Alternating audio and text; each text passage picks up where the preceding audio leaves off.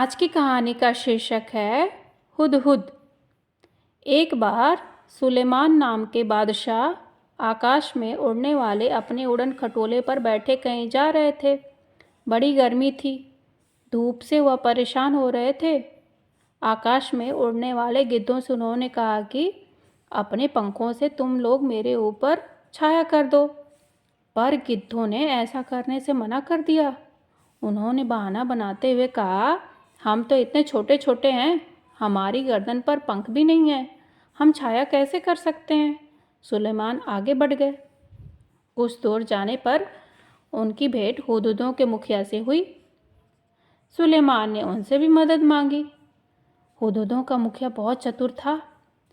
उसने फौरन अपने दल के सभी हुदहुदों को इकट्ठा करके बादशाह सुलेमान के ऊपर छाया कर दी।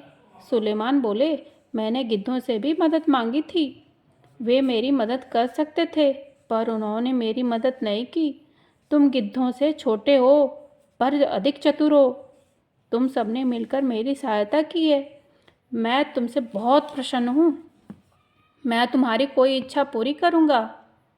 तुम्हारी इच्छा क्या है? मुखिया ने कहा, महाराज, मैं अपने सभी साथियों से सलाह करने के बाद अपनी इच्छा बताऊंगा। मुखिया ने साथियों से सलाह करने के बाद कहा, महाराज, यह वरदान दीजिए कि हमारे सिर पर आज से सोने की कलगी निकल आए। बादशाह से और बोले, मुखिया, इसका फल क्या होगा, यह तुमने सोच लिया है ना? मुखिया बोला, हाँ हाँ महाराज, मैंने खूब परामर्श करके यह वर मांगा है। सुलेमान ने प्रार्थना स्वीकार कर ली।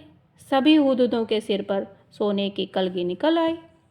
लोगों ने सोने की कलगी को देखा तो वे हुदहुदों के पीछे पड़ गए। तीर से उन्हें मार मार कर सोना इकट्ठा करने लगे। हुदहुदों का वंश समाप्त होने को आया। तब मुखिया घबराकर बादशाह सुलेमान के पास पहुंचा और बोला, इस सोने की कलगी के कारण तो हमारा वंश ही समाप्त हो जाएगा। सुलेमान ने कहा, मैंने तो शुरू में ही तुम्हें चेतावनी दी थी। खैर जाओ, आज से तुम्हारे सिर पर ताज सोने का नहीं, सुंदर परों का हुआ करेगा। और तभी से हुदहुदों के सिर पर परों का यह ताज शोभा पा रहा है। तो बच्चों, आज की कहानी से आपने क्या सीखा? यही कि किसी निर्णय पर पहुंचने से पहले प्रतिकूल प्रभावों को ध्यान में रखना चाहिए।